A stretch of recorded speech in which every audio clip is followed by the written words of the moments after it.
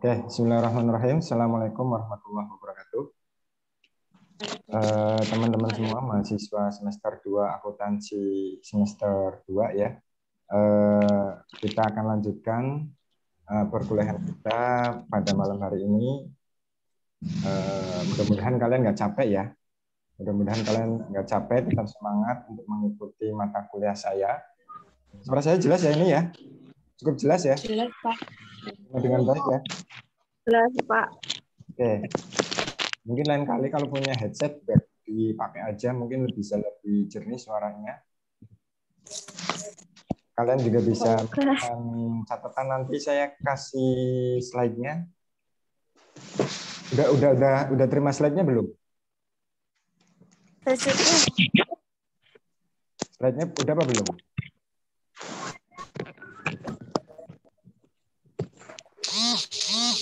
Oke, kemarin kita sampai dengan ini ya, ukuran pemusatan ya. Mana. Pemusatan.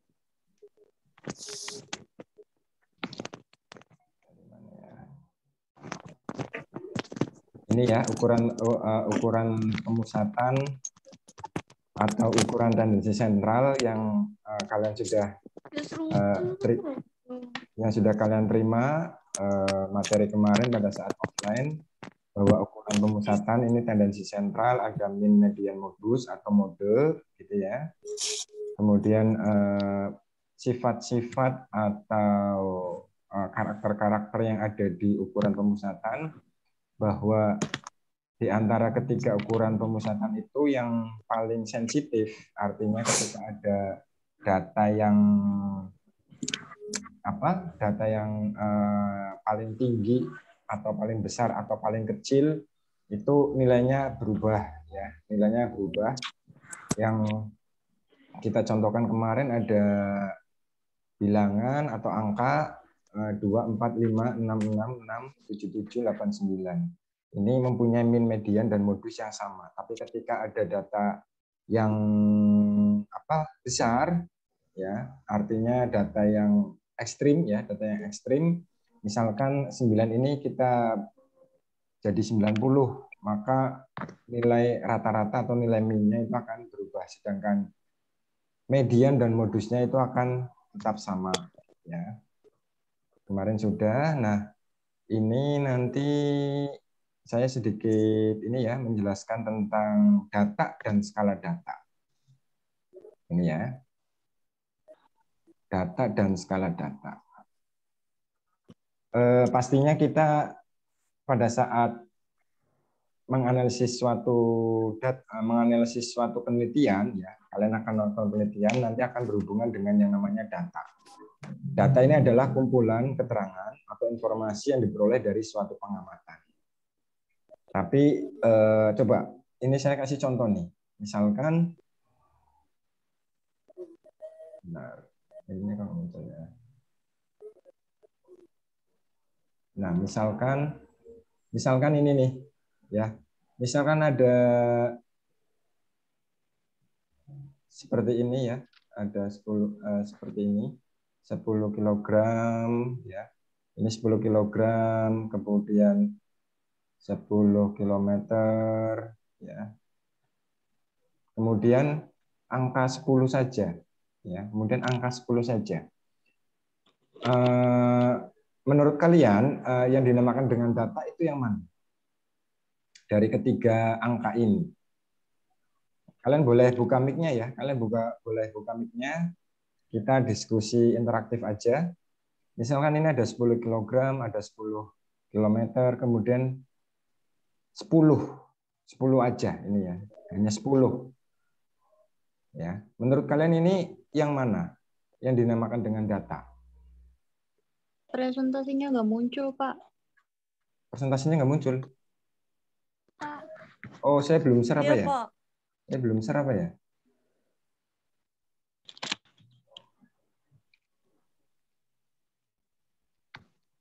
Udah muncul. Wah, tadi saya belum ini ya. Saya belum menampilkan share-nya. Nah, ini. Nah, misalkan gini nih. Sudah. Misalkan ada seperti ini, 10 kilometer ya. 10 kilometer, kemudian 10 kilogram. Kemudian hanya bilangan 10 saja. Menurut kalian yang dinamakan dengan data ya, itu yang mana? Di antara ketiga angka ini, ya. Menurut kalian yang dinamakan dengan data itu yang mana? Yang dinamakan 10. dengan data itu yang mana? 10. Kenapa 10?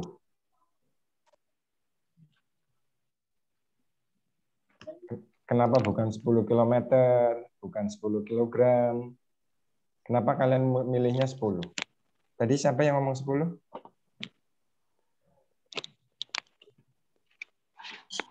Nggak apa-apa, salah nggak apa-apa. Kita latihan ya. Biar saya juga tahu aktifan kalian siapa ini. Yang bilang 10 tadi siapa? Yang bilang 10 tadi siapa? Bisa. Nisa. Kenapa 10, Nis? Kenapa 10? Kenapa bukan 10 kilometer, 10 kilogram? Ingat, data adalah kumpulan keterangan atau informasi yang diperoleh dari suatu pengamatan. Kalau misalkan milihnya 10 saja, ini nggak ada keterangan apapun, nggak ada informasi apapun, ya, nggak ada informasi apapun yang diperoleh dari angka 10 ini. Ini 10 tentang apa? Ya, belum jelas, ya, belum jelas. Tapi kalau 10 kilometer, 10 kilogram ini jelas. Ada keterangan, ada informasi yang terkandung di dalam data ini. Ya, 10 kilometer itu menunjukkan jarak, 10 kilogram itu menunjukkan berat, ya, menunjukkan berat. Jadi yang dinamakan dengan data ini adalah 10 kilometer, 10 kilogram. 10 ini bukan suatu data karena tidak mengandung informasi atau keterangan apapun. Paham ya?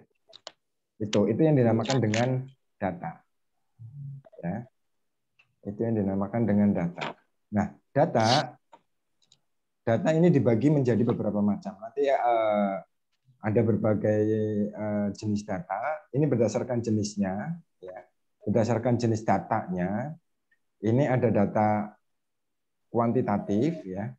Data kuantitatif ini adalah data yang dipaparkan dalam bentuk angka-angka, ya. Data yang berbentuk angka.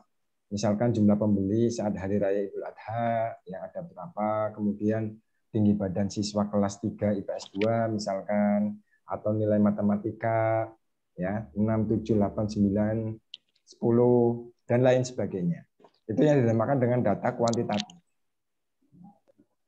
Kemudian yang kedua, berdasarkan jenis datanya, ini ada data kualitatif. Data kualitatif ini data yang disajikan dalam bentuk kata-kata, ya, atau bukan yang berbentuk angka, ya, tapi bukan angka, tapi bentuknya kata-kata yang mengandung makna, ya, yang mengandung makna. Contohnya seperti persepsi konsumen terhadap botol air mineral dalam kemasan, ya, persepsinya gimana nih? Apakah baik, ya, sedang, atau buruk, kayak gitu ya. Atau mungkin anggapan para ahli terhadap psikopat misalkan. Anggapannya gimana? Kemudian warna merah, hijau, biru, kuning, hitam, dan lain sebagainya. Itu data kualitatif. Data yang bukan berbentuk angka. Kemudian yang kedua, berdasarkan waktu pengumpulannya, ini ada data cross-section. Data cross-section ini adalah data yang menunjukkan titik waktu tertentu. Contohnya ini laporan keuangan per 31 Desember 2020. Ya. Ini menunjukkan titik waktu tertentu. Data pelanggan, misalkan di sebuah PT, ini namanya PT Angin Berikut, contohnya ya, pada bulan Mei 2021, ya, itu ada berapa? Ya, data pelanggan ini menunjukkan titik waktu tertentu, itu yang dinamakan dengan data cross section. Yang kedua, ini data berkala, yaitu data yang datanya menggambarkan sesuatu dari waktu ke waktu atau dari periode secara historis, ya, secara historis. Misalkan contohnya ini adalah data runtutan waktu, time series. Time series, data perkembangan misalkan nilai tukar dolar Amerika terhadap euro atau terhadap rupiah atau terhadap mata uang lainnya pada tahun 2024 sampai 2026. Nah, di sini ada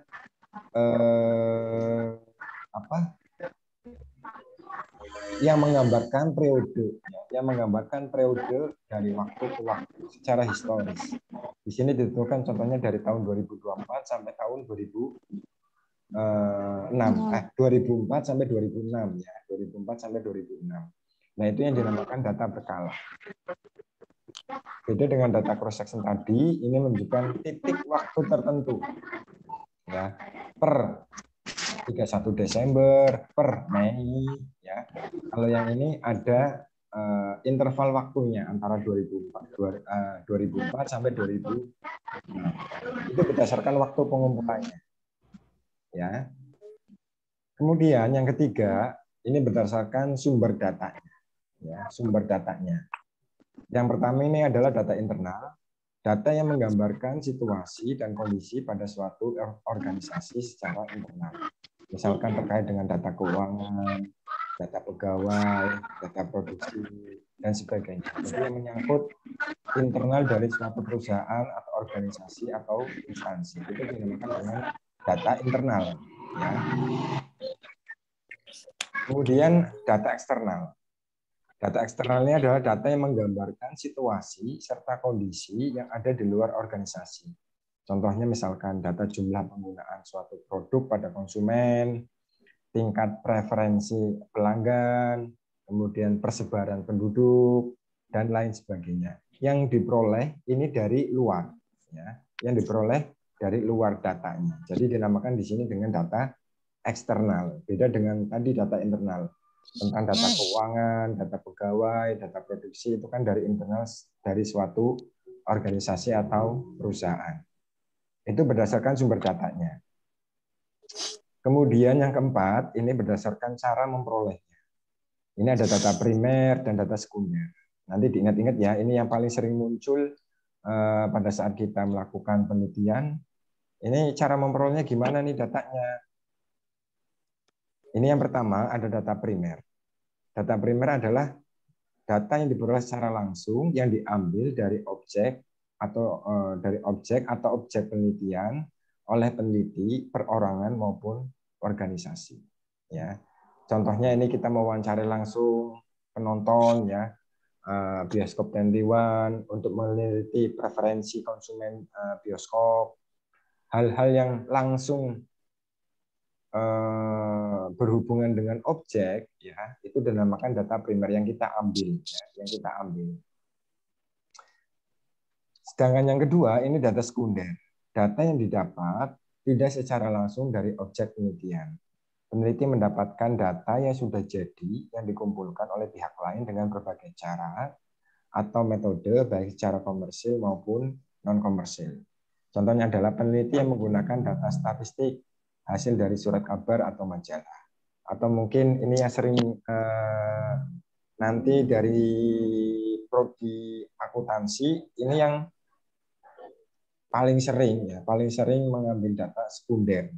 Misalkan kalian ngambil data tentang keuangan atau misalkan data apapun itu ya, yang kalian nanti ambil, ya bisa laporan keuangan ya. Misalkan kalian ambil itu dari suatu bank atau dari Bank Indonesia atau mungkin dari OJK kayak gitu ya. Biasanya mereka itu menyediakan data-data secara untuk dipublish ke umum ya oleh masyarakat. Nah, itu yang dinamakan dengan data sekunder. Ya, data sekunder. Jadi data sekunder itu kalian mengambil dari instansi lain yang akan kalian gunakan untuk penelitian. Itu berdasarkan cara memperolehnya, data primer dan data sekunder. Kemudian berdasarkan sifat datanya, ya, berdasarkan sifat datanya. Yang pertama ini data diskrit atau cacahan, adalah data yang nilainya adalah bilangan asli. Ya, contohnya adalah berat badan ibu-ibu PKK, sumber ayu, tentang berat badan, nilai rupiah dari waktu ke waktu, jumlah peserta yang hadir dalam seminar nasional, misalkan jumlah siswa yang lulus tryout, misalkan kayak gitu ya, jumlah buku yang terdapat pada perpustakaan kampus dan lain sebagainya. Jadi ini data berupa bilangan asli, ya, berupa bilangan asli. Kemudian yang kedua, berdasarkan sifat datanya adalah data kontinu.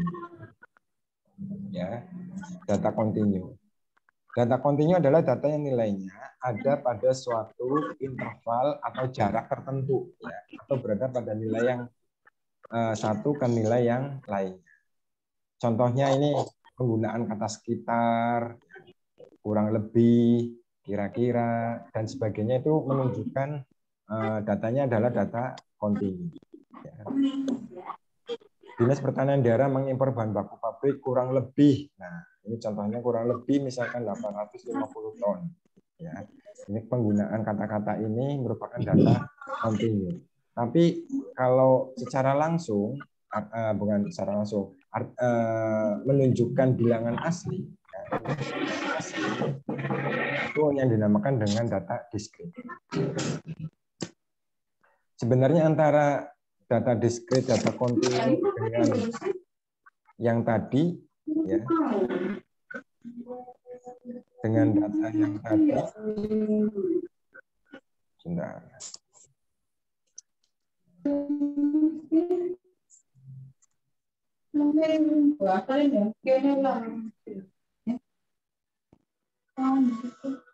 Kenapa satu?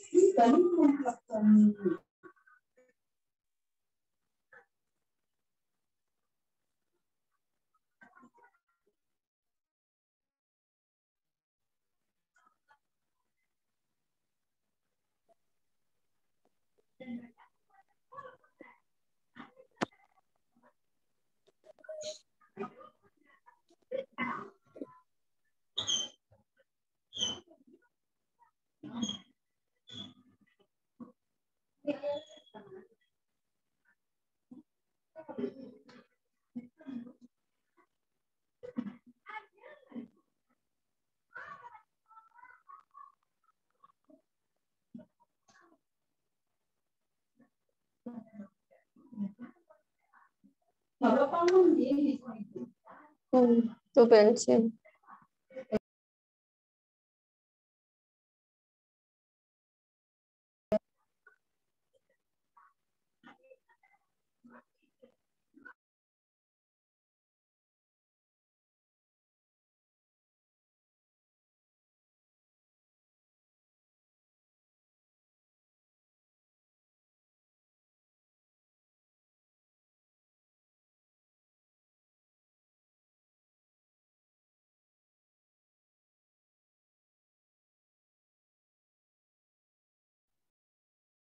Sorry, saya unmute ya. Oke, sorry. Skala data, ya, skala data ini dibedakan atau nanti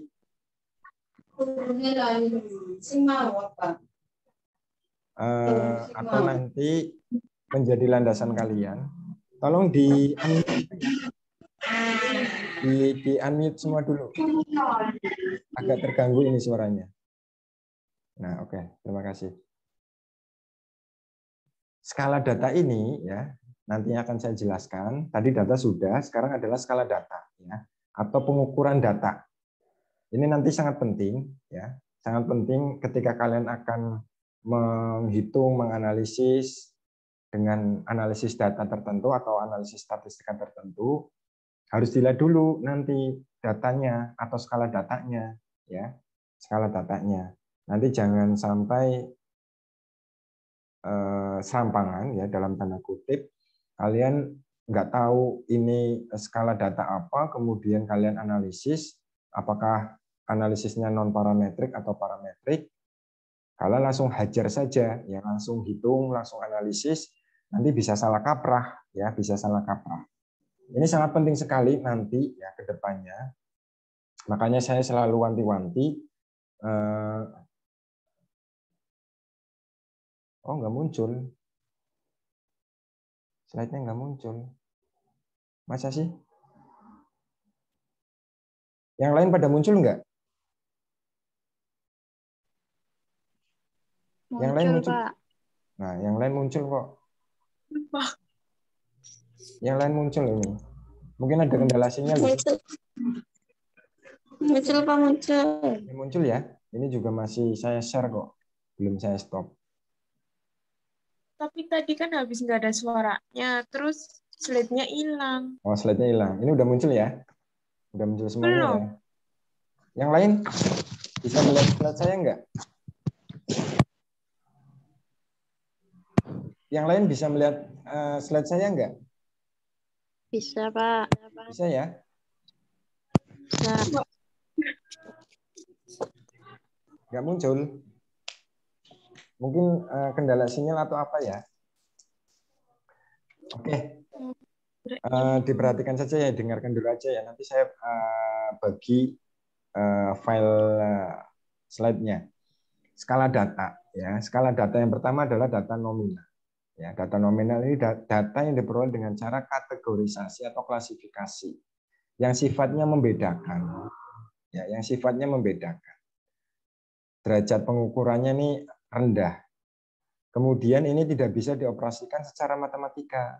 Ya, ini contohnya adalah suku, bangsa, kemudian jenis kelamin, stadium suatu penyakit. Ya, kalau jenis kelamin laki-laki, perempuan, kesukuan misalkan Jawa, Sunda, ya, Makassar, Bugis dan sebagainya.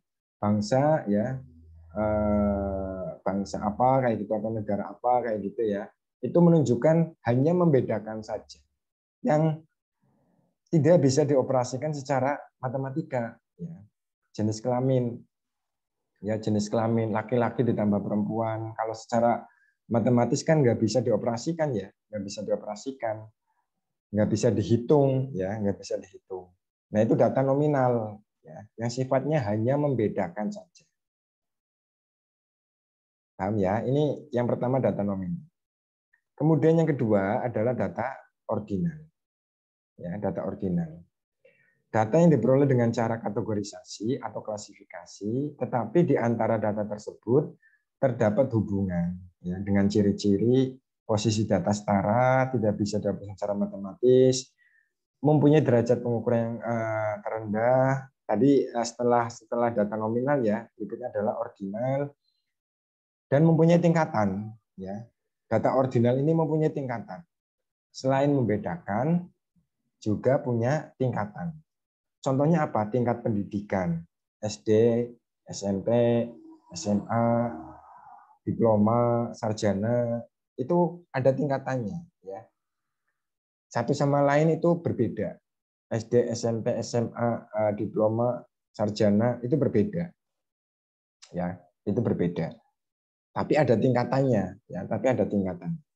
Kemudian tingkat sosial ekonomi misalkan. Ya, tingkat sosial ekonomi katakanlah yang miskin, yang atau apa ya klasifikasi dalam yang prasejahtera, sejahtera, kaya kayak gitu ya, bisa diklasifikasikan seperti itu dan itu adalah termasuk data ordinal. Ya, termasuk datanya adalah data ordinal. Nah nanti, oh iya, nanti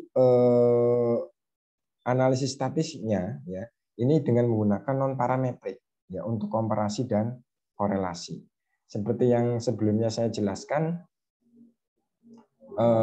ada padanan, ya, ada padanan untuk statistika non parametrik. Non parametrik itu nanti ada padanannya di statistika parametrik. Ya, tapi untuk data nominal dan ordinal ini kita menggunakan analisis statistiknya adalah non parametrik. Demikian juga dengan data ordinal. Ya. Demikian juga dengan data ordinal. Ini analisis statistiknya menggunakan non parametrik. Ya, jadi data ordinal itu mempunyai perbedaan atau membedakan dan punya tingkatan. Kemudian yang ketiga, ini adalah data interval. Ya.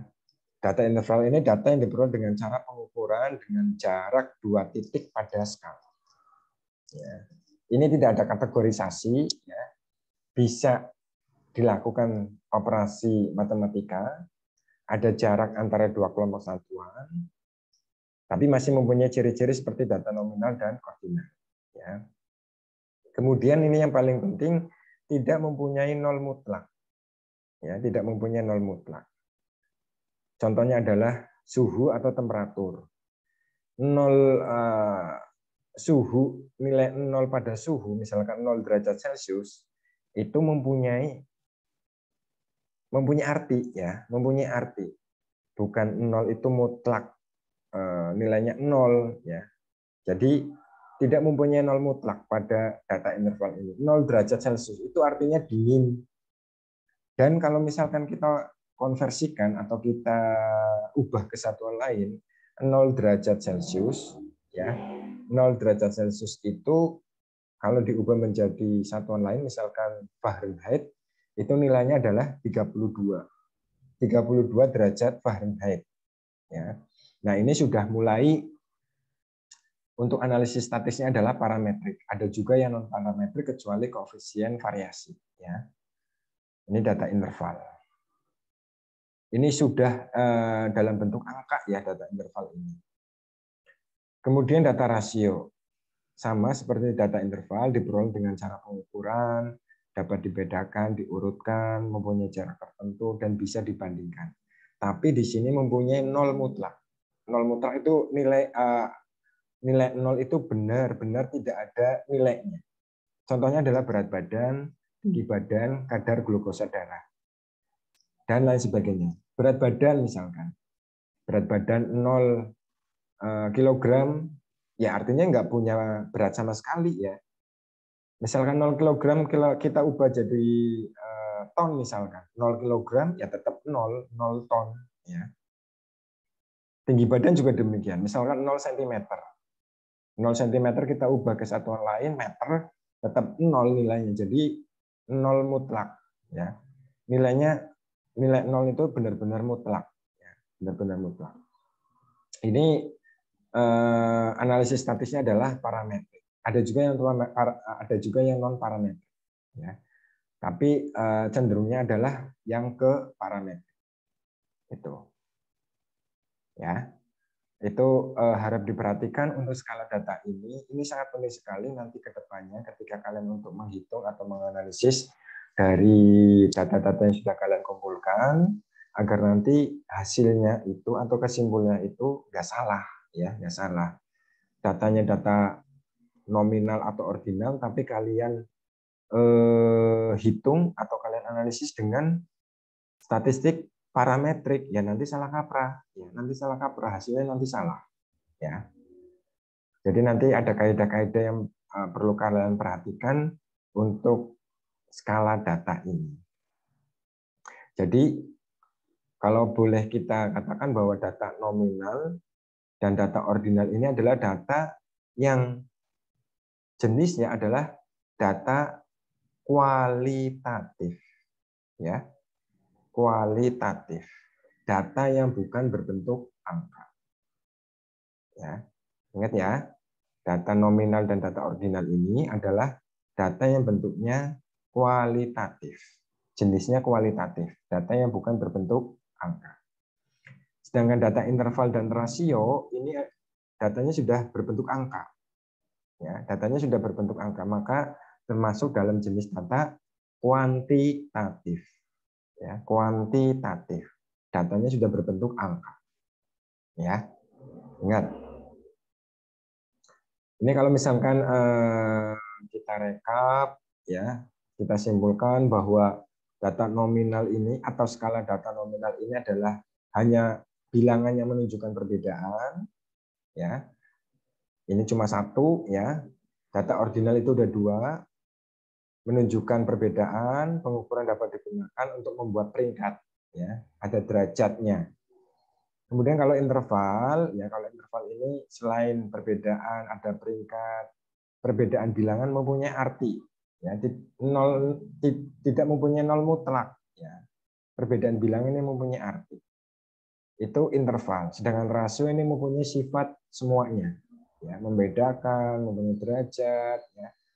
Kemudian mempunyai nol mutlak. Ya. Ini rasio. Ini rasio. Jadi saya ingatkan sekali lagi, data nominal, skala data nominal dan ordinal ini jenis datanya adalah data kualitatif, ya, data yang bukan berbentuk angka. Sedangkan interval dan rasio ini jenis datanya adalah kuantitatif, ya, kuantitatif. Data yang berbentuk angka. Suara saya putus-putus enggak ya? Di layar saya putus-putus enggak? Lancar ya? Lancar. Lancar ya, oke. Lancar, Pak. Oke.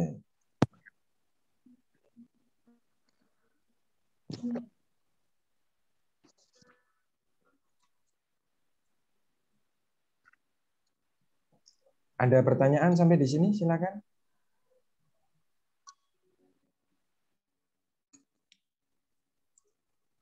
Ada pertanyaan? Nggak ada ya? Nanti dibaca lagi, dipahami ya tentang Ya, Pak. konsep dasar statistika ini. Kemudian yang berikutnya adalah distribusi frekuensi. Ya, distribusi frekuensi. Distribusi frekuensi adalah penyusulan suatu data mulai dari yang terkecil sampai terbesar yang membagi banyaknya data ke dalam beberapa kelas. Ya. Kegunaan data yang masuk dalam distribusi frekuensi adalah ini untuk memudahkan data dalam penyajian. Sehingga nanti mudah dipahami, mudah dibaca sebagai informasi yang nantinya digunakan untuk perhitungan membuat gambar statistika dalam berbagai bentuk penyajian data. Dalam bentuk tabel atau dalam bentuk grafik atau diagram gitu ya. Jadi distribusi frekuensi ini adalah penyusunan suatu data, sekumpulan data ya. Jadi ada sekumpulan data yang nanti akan dikelompokkan ya, membagi banyaknya data ke dalam beberapa kelas. Nanti akan saya contohkan bagaimana cara membuat tabel distribusi frekuensinya dari sekumpulan data itu. Nah, cara-caranya adalah seperti ini ya, cara-caranya. Yang pertama, kita urutkan dulu data terkecil sampai data terbesar. Ya. Kemudian kita hitung jarak atau rentangannya dengan rumus data terbesar atau tertinggi dikurangi dengan data terendah. Ya. Kemudian hitung jumlah kelasnya. Jumlah kelas ini dirumuskan dengan rumus seperti ini. 1 plus 3,3 log N. N ini adalah banyaknya data. Ya. Log, misalkan log 100 itu nanti ketemunya berapa, ya nanti tinggal dikalikan. Itu untuk menghitung jumlah kelas. Ya, kemudian setelah itu kita hitung panjang kelas interval. Nanti akan saya contohkan, kasih contoh ya, apa yang dinamakan jumlah kelas, panjang kelas interval itu ya. Panjang kelas interval ini P sama dengan R dari ini, ya, R dari ini, ya, dibagi dengan jumlah kelasnya, K ini, ya, jumlah kelas ini yang nomor 3. Tinggal dibagi nanti ketemunya berapa. Nah itu ketemu panjang kelas interval. Kemudian tentukan batas data terendah atau ujung data pertama, dilanjutkan menghitung interval kelasnya. Ya, ini untuk cara membuat tabel distribusi frekuensi dari sekumpulan data. Datanya itu nanti banyak, kemudian nanti kalian ringkas menjadi kelas-kelas ya, dalam beberapa kelas. Nah, contohnya misalkan ada sekumpulan data ini. Ada nilai ujian akhir statistika ya, yang diperoleh dari 70 mahasiswa, diperoleh datanya seperti ini. Ya, ini ada 70 mahasiswa dengan nilai seperti ini. Ya, ini sekumpulan datanya. Ya, sekumpulan datanya dari 70 mahasiswa ini. Dari sekumpulan data ini nanti kita akan ringkas ya, nanti akan kita ringkas menjadi tabel distribusi frekuensinya. Nah, cara-caranya seperti tadi. Kita urutkan terlebih dahulu data terkecil dari dari terkecil sampai terbesar. Yang terkecil ini adalah 60. Kalian bisa buat seperti ini, yang kepala 6 kalian jadikan satu baris kayak gitu ya. Yang kepala 6 jadikan satu baris, ini yang terkecil 60, kemudian berikutnya 70 ya, sampai 79 ini ya. Kemudian yang kepala 8, 80, 81, 83, 84 sampai 89 ini ya. Kemudian yang kepala 9 ini 90, 93, 94. Nah, 94 ini data yang terbesar ya. Setelah kita urutkan dari yang terkecil sampai terbesar seperti ini, nah kita hitung jarak atau rentangannya. Ya, jarak atau rentangannya. Dengan menghitung data tertinggi dikurangi data terendah. Data tertingginya 94 dikurangi 60 ketemunya 34. Itu jarak atau rentangannya. Ya. Kemudian hitung jumlah kelasnya. Ya, jumlah kelasnya. Jumlah kelas ini dengan rumus tadi ya, 1 plus 3,3 log n, n-nya jumlah datanya ada 70, banyaknya data ya ada 70. Log 70 ini nilainya 1,845. Nanti kalau misalkan dalam ujian nanti akan saya ketahui ya, atau saya akan cantumkan log dari sebuah data, banyaknya data itu berapa, misalkan log 80 nanti akan saya tampilkan. Nanti kalian tinggal hitung saja ya, perkalian dengan rumus ini. Nah, di sini log 70 diperoleh 1,845 dikali 3,3 ditambah 1. Ingat ya, ini dikalikan dulu baru ditambah 1, jangan 1 ditambah 3,3 dikalikan ini, nanti hasilnya beda. Ya, nanti hasilnya beda. Nanti hasilnya beda.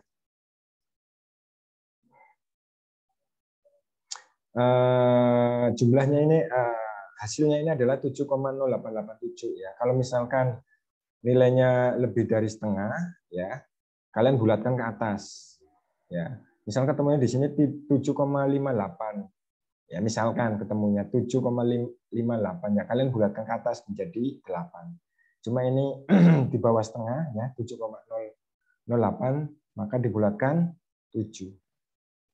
Ini ketemunya 7. Setelah itu panjang kelas intervalnya ya, dengan membagi R dibagi dengan K ya. R tadi ketemunya 34 ya, ini ya R ini ya 34 rentangannya. Kemudian K-nya itu 7, ketemunya 4,857. Nah, kalau misalkan seperti ini kan lebih dari setengah ya. Setengah ke atas maka dibulatkan ke atas. Ya, dibulatkan ke atas. Jadinya 5. Ya, jadinya 5. Ini panjang kelas intervalnya. Ya. Kemudian tentukan batas kelas interval panjang kelasnya. Ya, panjang kelasnya. Ini kan data terkecil 60. Kemudian panjang kelasnya 5, 65 dikurangi 1. Ya. Sebenarnya dikurangi berapapun boleh, ini biar memudahkan. Ini bilangan bulat saja, misalkan 1 kayak gitu ya. Misalkan 1. Ya, 65 dikurangi 1 ini 64. Berarti nanti ini panjang interval kelasnya 60 sampai 64. Ya, 60 sampai 64. Ini kalau misalkan kita hitung ya, ini panjang kelasnya. Bukan 64 dikurangi 60 jadinya 4 ya, bukan. Panjang kelasnya bukan 4 tapi 5. Ya, 60 ya, 61 62 63 64 ya. Ini 5, 1 2 3 4 5 ya. Panjang kelas intervalnya itu adalah 5. Setelah seperti ini kelas yang pertama. Kelas yang kedua, ini jangan sampai overlap. Overlap dalam arti ini yang terakhir 64, di sini jangan 64 lagi ya. Tapi 65 ya, 65. Ditambah 5 hasilnya 70 dikurangi 1 69. Ini panjang kelas kedua ya. Ini kelas keduanya ini 65 sampai 69. Demikian seterusnya ya. Demikian seterusnya. Itu. Sehingga nanti akan diperoleh seperti ini nih. Nah, seperti ini. Ini saya akan jelaskan 60 ya. 60 sampai 64, 65 sampai 69, 70 sampai 74 dan seterusnya. Ini adalah panjang kelasnya. Ya. Panjang kelasnya adalah 5. Tadi ketemunya ya. 5 panjang kelasnya. 60 ya. 60, 61, 62, 63, 64. Ini 5 ya. 51, 2, 3, 4, 5. Ya. 60 sampai 64. Jadi yang ini ya. Ini yang tadi. Nah, dari yang ini hasil ini ya. Nah, ini ketemunya seperti ini. Itu. Kemudian itu panjang kelasnya ya, panjang kelasnya. Nah, ini adalah yang sebelah kiri adalah batas bawah kelas interval. Ya, batas bawah kelas interval. Sedangkan yang sebelah kanan ini adalah batas atas kelas interval. Ya, batas atas kelas interval. Nah, setelah kalian tentukan seperti ini, kalian baru masukkan ya. Kalian baru masukkan dari sekumpulan data ini ya. Dari sekumpulan data ini yang masuk 60 sampai 64 berapa? 60 sampai 64 kan cuma ada 2 ya. 1 2. Ya, ada 2. Ini ada 2. Yang masuk 65 sampai 69 ini ada 6. 65 sampai 69. 65 ya kan ini 1 2 3 4 5 6. Ya, ada 6 yang masuk dalam kelas kedua 65 sampai 69. Demikian juga seterusnya. Sampai nanti kalau di jumlah frekuensinya harus sama 70 dengan sekumpulan data ini. Ya. Dengan sekumpulan data ini harus jumlahnya 70. Kalau enggak sama berarti kalian salah nanti ketika menghitung ini. Salahnya biasanya karena ada overlap, misalkan kalian menentukan batas kelas intervalnya, misalkan 60 64 di bawahnya 64 lagi, ya nanti akan overlap. Pastinya nanti di sini akan beda hasilnya, jumlahnya, ya banyaknya data nanti akan beda. Seperti itu. Ya mudah-mudahan bisa dipahami. Sebenarnya pernah kalian terima pada saat mungkin SMA ya, kalian mungkin sudah pernah menerima ini di mata pelajaran matematika, karena dulu saya juga pernah dapat ini. Nah, di statistik ini dipakai lagi, ini dinamakan distribusi frekuensi. Gitu ya. Oke, ini untuk latihan ya. Ini kalian untuk buat PR atau gimana? Atau kalian akan hitung? Ini ada 50 data ya. Ada 50 data. Mau dihitung apa enggak?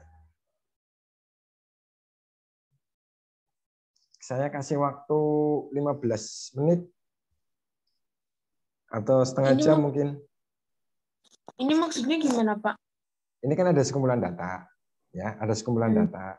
Kalian buat tabel distribusi frekuensinya. Paham? Dibuat tabel, nggak paham? Dibuat tabel distribusi frekuensinya. Ini jadi sama, ada sekumpulan data seperti ini, ya. Sekumpulan data seperti ini. Kalian buat tabel distribusi frekuensinya dengan langkah-langkah seperti ini tadi, ya. Urutkan dulu, kemudian hitung jaraknya, hitung jumlah kelasnya, hitung panjang kelas intervalnya, ya, tentukan batas kelas intervalnya, sehingga jadi seperti ini. Paham nggak? Iya, Pak. Ini kan ada 50 data nih, banyaknya data, sekumpulan data ini. Tolong buatkan tabel distribusi frekuensinya. Bisa. Nanti saya akan saya kasih filenya ya buat kalian lihat. Ya, Pak. Paham nggak? Iya, Pak. Paham. Ini saya matikan dulu ya. Saya matikan dulu terus nanti sekitar jam 9 kita masuk lagi biar hemat kuota kalian. Ngerjainnya di mana ini? Kertas. Ya di kertas kalian, buat latihan aja sih. Ya, buat latihan. Buat latihan kalian. Nanti jam Ya, 9 Pak. ya. Sekitar jam 9. Anissa, suara saya nggak jelas, nah.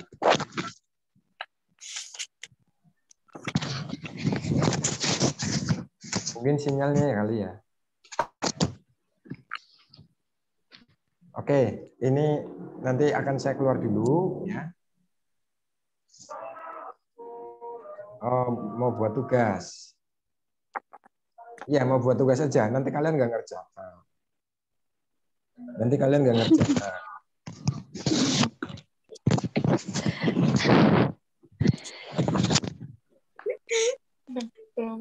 Iya, nanti kalian nggak ngerjakan. Maksud saya biar tahu Ngerjakan, Pak. apa yang saya sampaikan malam hari ini, apakah kalian bisa menerima atau enggak dari penjelasan saya tadi itu. Jadi ini ada sekumpulan data yang nanti saya minta tolong buatkan tabel distribusi frekuensinya seperti ini dengan langkah-langkah yang ini. Ya, yang pertama urutkan dulu, hitung R-nya, hitung jumlah kelasnya, hitung panjang kelasnya, tentukan batas kelas intervalnya, dan nanti seperti ini.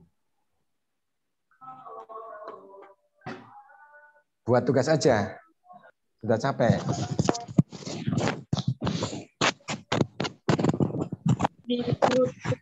Kecil sampai yang ya, Pak. Kenapa? Diurutin dari yang kecil sampai yang besar. Iya, diurutkan dulu. Ini nanti ada langkah-langkahnya. Nanti saya kasih filenya, nanti biar ini. Jadi nanti kita keluar Zoom dulu, ya. Kalau buat tugas nanti kalian menunda-nunda, maksudnya. Biar sekalian aja. Nggak apa-apa?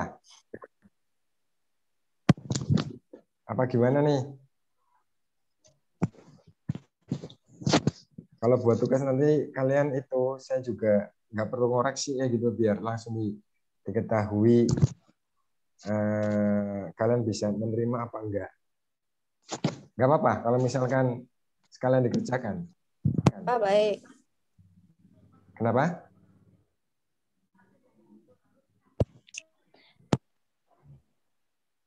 Iya.